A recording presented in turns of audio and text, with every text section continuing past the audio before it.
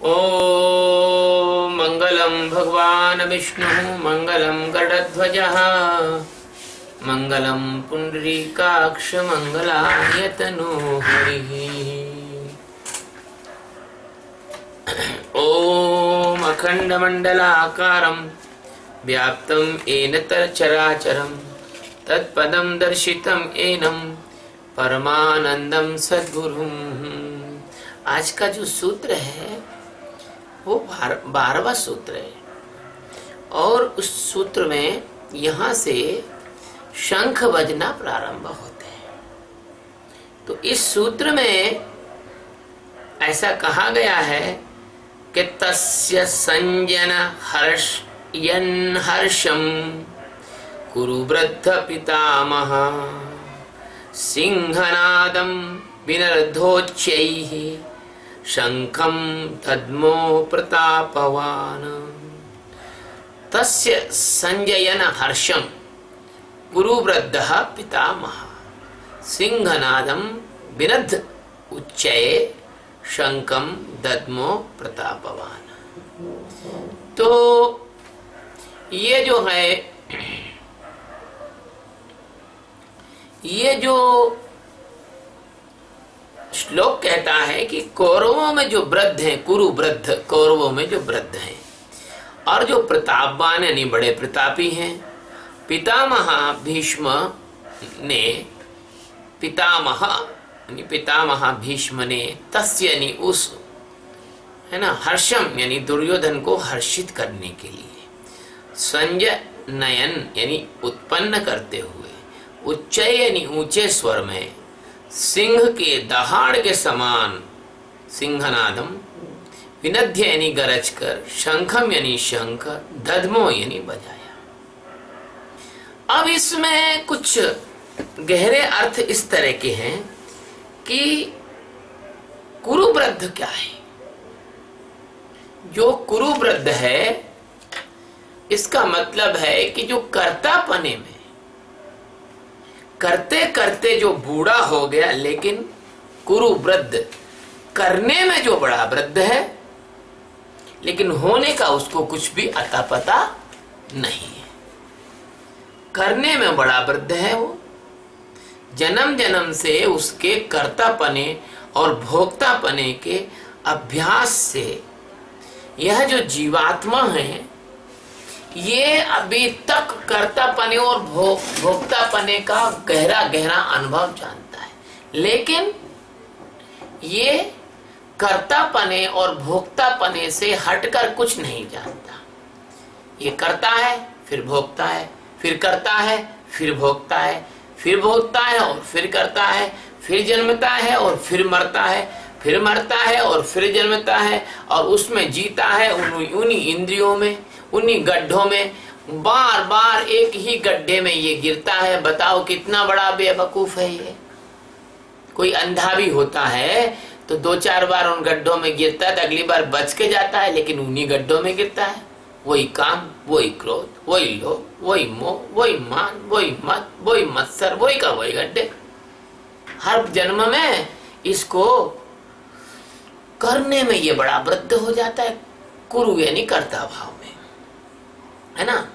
और कुरुक्षेत्र क्या है, मैंने शुरू में भी बताया था, कुरुक्षेत्र नहीं कर्तापने का क्षेत्र है। अब क्या है कि जो जीवात्मा है इसका जो अंतःकरण है, मन बुद्धि और चित्त, इसमें जन्म जन्म के कर्मों के बड़े बड़े अभ्यास हो गए। अब जैसे कोई जीवात्मा है, वो एक सपना देखता है, साहब मैं तो आज सपना देखा तो पक्षी बन के आकाश में उड़ रहा था।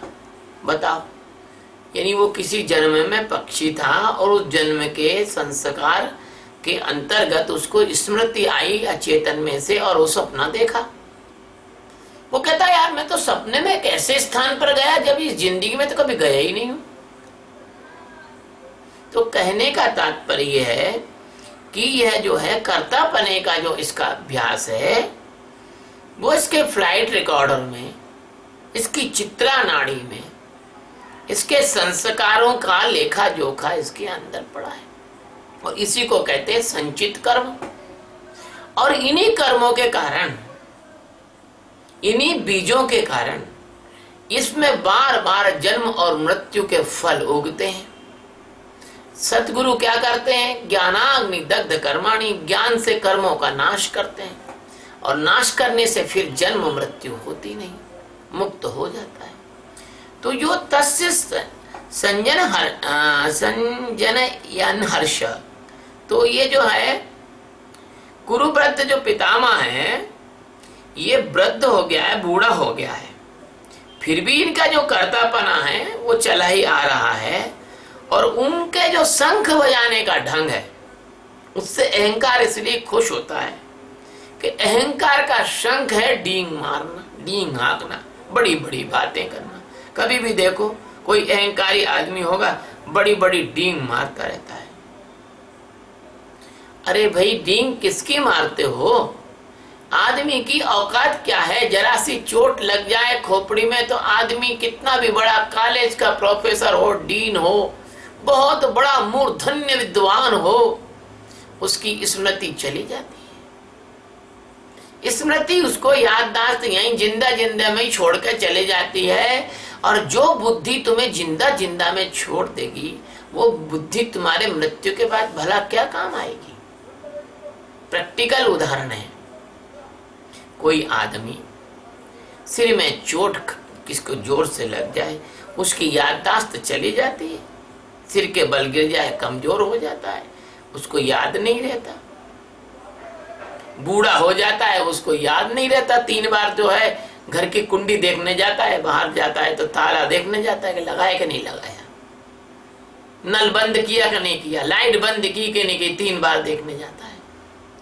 तुम्हारी स्मृति, तुम्हारी बुद्धि तुम्हें इस जन्म ही साथ छोड़ देती है। भैया, तुम काहे इसको साधने को लगे हो? आपको सुन के बड़ा आश्चर्य होगा। हर आदमी रात में सोता है और बुद्धिहीन और मूढ़ता के स्वप्न देखता है। इसके बाद भी वो व्यक्ति जानता है कि बुद्धि मेरी नींद में खत्म हो जाती है, जाति मेरी नींद में खत्म हो जाती है, शब्दों का ज्ञान मेरा नींद में समाप्त हो जाता है, स्त्री और पुरुषपना मेरा नींद में समाप्त हो जाता है। वो सब जानते हुए भी उन व्यर्थ की चीजों जो भ्रांतिवश उसको प्रतीत होती है, उसका अहंकार करके और कर्ता बना बैठा है। इसको कहते हैं कुरुवृद्ध। आज मनुष्य को देखो, जैसे जैसे वो बूढ़ा होता जाता है, सूख के कांटा हो जाता है, लोगों में चुभता है। सासू को देखो तो बहू को गाली दे रही है, चिढ़ रही है।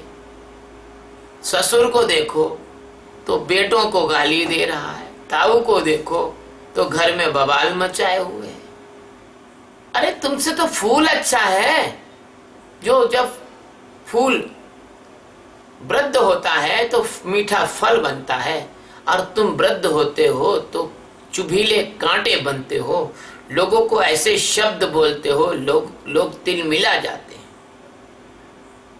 तो जो वृद्ध होने पर फूल की तरह खिल जाए, जैसे आपकी माता जी वृद्ध हुई, फूल की तरह खिल गई, सौंदर्य आ गया उनमें, मधुरता आ गई, मिठास आ गई, तो बस समझो ये भगवान का भक्त है। इसी के अलावा कोई दूसरा ऐसा जीवन नहीं कर सकता। जो भगवान के भक्त नहीं, अभक्त हैं, जो माया के भक्त हैं, जो कर्तापने में जीते हैं, वो ऐसे चिड़चिड़ाते रहते हैं, दूसरों को सताते रहते हैं, दूसरों को गालियां देते रहते हैं। तो अहंकार डींग मारता है और ऐसा बताता है कि राम और कृष्ण और बड़े बड़े ज्ञानियों का भी वो बाप हो गया है, आगे निकल गया है। और ऐसी डींग सुनकर, झूठी प्रशंसा सुनकर दुर्योधन खुश होता है।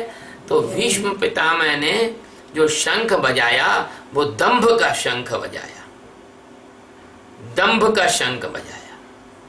दधमों से मेरा मतलब यहाँ मेरे खुद के जो अर्थ हैं वो अर्थ आध्यात्मिक है। मेरे अर्थ तुम्हारे विद्वानों से मेल नहीं खा सकते, मेरे अर्थ तुम्हारे शब्द विज्ञानियों से मेल नहीं खाएंगे। मेरे अर्थ तो वो अर्थ हैं जो मेरे जिज्ञासुओं को मैं बताना चाहता हूँ। आध्यात्मिक प्रगति के लिए, आध्यात्मिक मार्ग के लिए, आध्यात्मिक साधना के लिए, अंतर की यात्रा के लिए वही मेरे अर्थ हैं। तो दध्मो का मतलब होता है दंभ का शंख, अपना शंख बजाता है हट में। ये हट जब टूटे और सतगुरु के जो बाण हैं वो तुम्हारे इस दंभ को, इस हट को भेदन करे, तब कहीं भीष्म पितामह तुम्हारा ये हट गिरे, तब कहीं दुर्योधन मारा जा सकता है। अन्यथा दुर्योधन को जब तक नहीं मारा जा सकता जब तक ये हट रूपी भीष्म पितामह तुम्हारे अंदर मौजूद है। तो अगला है तस्य संयन्य हर्षम कुरु वृद्ध पितामह। तो जो ये सबका पिता बना फिर रहा है अहंकार, अहंकार का भी पिता कौन है? उस अहंकार को साधने वाला भीष्म यानी हट, और सिंहनादम, और सिंह जो है सिंह के समान आवाज करता है, वो नाद करता है, वो बार बार अपनी घोषणा करता है वो होने की। विनर्दोच्चे मतलब विनद्य यानी गरज कर बोलता है वो। और कौन सा शंख बजाता है? हमेशा हमेशा एक ही शंख बजाता है, वो दंभ का शंख बजाता है। अनेक प्रकार की कहानियां सुनाता है, अनेक प्रकार की ढींगे हाँकता है, अनेक प्रकार के छल कपट करता है, अनेक प्रकार की झूठ बोलता है, अनेक प्रकार के शोबाजी करता है। और क्यों करता है? केवल और केवल एक कारण से कि वो दुर्योधन को इस दंभ की शंख ध्वनि से प्रसन्न करना चाहता है। जब कभी कोई चीज तुम्हारे अहंकार को बहुत अच्छी लगे तो समझ लेना ये तुम्हारी मुक्ति के मार्ग में बहुत बड़ी बाधा है। और जब कभी किसी चीज से तुम्हारे अहंकार को चोट लगे तो समझ लेना ये तुम्हारे लिए बहुत अच्छा ध्यान का अभ्यास है। कोई तुम्हारे अहंकार को चोट पहुंचाता है तो उस समय तुम्हारे पास मौका है, अवसर है कि तुम अपने अहंकार को पलट कर देख सकते हो। और जिस दिन तुमने अपने अहंकार को पलट कर देख लिया उस दिन तुम्हारी आध्यात्मिक यात्रा का एक बड़ा पड़ाव पार हो जाएगा। सद्गुरु भगवान की जय, स्वामी जी महाराज की जय, शिवोहम।